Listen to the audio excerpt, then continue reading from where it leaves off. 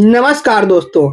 NDA ने भले ही नीतीश कुमार को 10वीं बार मुख्यमंत्री बना दिया है, लेकिन अब लोग यह कह रहे हैं कि वह मुख्यमंत्री की कुर्सी पर तो हैं, लेकिन बीजेपी ने उन्हें मुखौटा मंत्री बना दिया है। इसके पीछे की सबसे बड़ी वजह यह है कि जितने भी बड़े मंत्रालय थे, जो टॉप 5 मंत्रालय थे, बीजेपी ने इस बार अपने पास ही रखा है। क्या समझौता हुआ था, क्या समझौता हुआ है, ये तो नीतीश कुमार और मोदी ही जान सकते हैं। लेकिन सबसे बड़ा सवाल यह है, जो 20 साल से जो है मंत्रालय, गृह मंत्रालय नीतीश कुमार अपने पास रखते थे, इस बार वो भी उनके पास में नहीं है और बीजेपी ने उसे अपने कब्जे में ले लिया है। सम्राट चौधरी जो बिहार के डिप्टी सीएम हैं, उन्हें यह मंत्रालय दिया गया है, जो कि वह बीजेपी से है। विजय सिन्हा, जो कि आपने देखा था किस तरीके से चुनाव के दौरान उनके साथ बहुत ज्यादा अभद्रता हुई थी, जनता ने उनके साथ कैसा व्यवहार किया था, लेकिन चुनाव जीत करके वहां भी बिहार के वापस डिप्टी सीएम बनते हैं और उन्हें राजस्व भूमि सुधार विभाग दिया जाता है। तो आप ये समझ लीजिए कि जितने भी मलाई वाले पद हैं, बीजेपी ने उन्हें अपने पास में रखा है। वहीं मंगल पांडे को स्वास्थ्य विभाग मिला है और वहीं दिलीप कुमार को उद्योग विभाग दिया गया है। नितिन नवीन को पीडब्ल्यूडी और आवास विभाग दिया गया है। राम कृपाल को कृषि मंत्रालय दिया गया है। यानी कि आप ये समझिए कि जितने भी अच्छे विभाग थे, उसे जो है बीजेपी ने अपने पास में रखा है। अब समस्या इस बात की है कि आखिर में जिस तरीके से चुनाव में बवाल हो रहा था, और सबसे बड़ा सवाल यही था कि आखिर में एनडीए किसे अपना मुख्यमंत्री घोषित करेगा।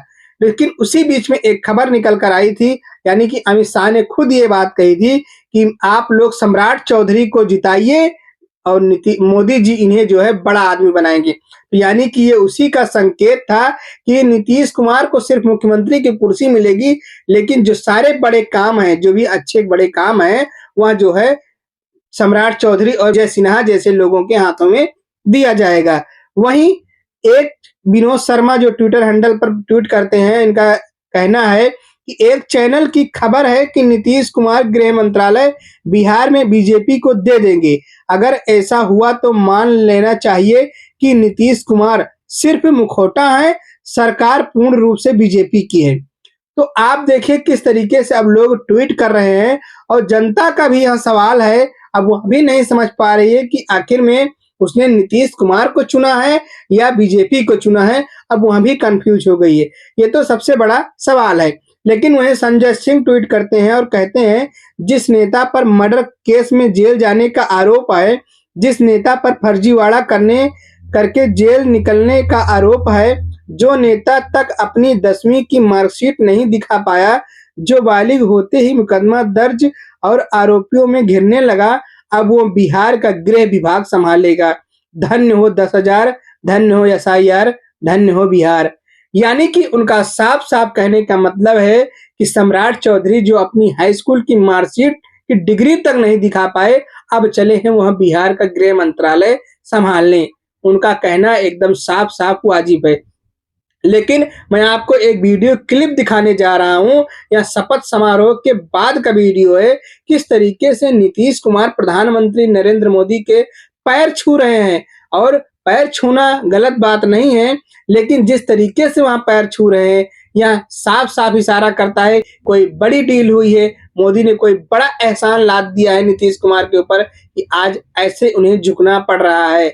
आपने देखा था कि बिहार चुनाव जब हो रहा था, तो उसमें नीतीश कुमार के कैसे कटे कटे फिर रहे थे। शायद आज वह पैर इसलिए छू रहे हैं कि मोदी जी को धन्यवाद दे रहे होंगे कि आपने मुझे एक बार फिर से जो है मुख्यमंत्री की कुर्सी पर बैठाया। लेकिन ये लास्ट बार है, ये अंतिम पारी है उनकी। इसके बाद तो उन्हें चाहे वहां संन्यास ले या रिटायरमेंट ले या ना ले, इनको अलविदा कर दिया जाएगा। लेकिन जिस तरीके से बड़े विभाग, मलाई वाले जो विभाग हैं, बीजेपी ने अपने पास रखे हैं, इससे साफ पता चलता है कि जो अमित शाह कह रहे थे कि सम्राट चौधरी को बड़ा आदमी बनाएंगे नरेंद्र मोदी, ये पहले से सोची समझी एक रणनीति है, जिसी के इशारे पर यह काम हुआ है। आप सभी लोग जानते हैं कि कहीं भी चुनाव होता है तो बीजेपी कोई न कोई लास्ट में बड़ा विस्फोट जरूर करती है, और सभी लोगों के मन में था कि आखिर में अगर नीतीश कुमार को मुख्यमंत्री बनाएंगे तो गृह विभाग किसे देंगे। तो अब सबके सामने है कि गृह मंत्रालय किसके पास में है। और सबसे बड़ा सवाल यह है कि आखिर में ऐसी कौन सी डील हुई कि जिसके वजह से नरेंद्र मोदी के पैरों में पड़ना पड़ रहा है नीतीश कुमार को, और वह जो है शायद कुर्सी के लिए ही परेशान थे, यही कुर्सी के लिए परेशान थे कि हमें 10वीं बार भी मुख्यमंत्री की कुर्सी पर बैठा दिया जाए, भले ही हमें कोई विभाग न दिया जाए। अब आप लोग सोच रहे होंगे कि नीतीश कुमार को कौन से विभाग मिले, तो इन्हें सामान्य प्रशासन विभाग मिला है। मतलब कि जो बचा-खुचा विभाग था, जैसे उसे कोई संभालने वाला नहीं है, जो बच जाता है वह मुख्यमंत्री के खाते में आता है। तो बचा-खुचा जो विभाग है, वही नीतीश कुमार के खाते में आया है। सवाल यह भी है कि क्या 5 साल तक मुख्यमंत्री की कुर्सी पर बैठे रहेंगे नीतीश कुमार, या बीच में कोई दूसरा आ सकता है, बीच में ही इन्हें रिटायरमेंट दी जा सकती है। ये तो आने वाला वक्त बताएगा, लेकिन शायद यह नीतीश की जिद थी कि मुझे मुख्यमंत्री की कुर्सी पर बैठने को अवसर मिले 10वीं बार। शायद उसी का परिणाम है कि इन्हें सिर्फ कुर्सी मिली है और जितने सारे मंत्रालय थे बीजेपी ने उसे अपने पास रखा है। दोस्तों, हमारे इस वीडियो पे आपकी क्या राय है कमेंट में जरूर बताएं। चैनल पर नए हैं, चैनल को लाइक करिए, शेयर करिए और सब्सक्राइब करिए। धन्यवाद।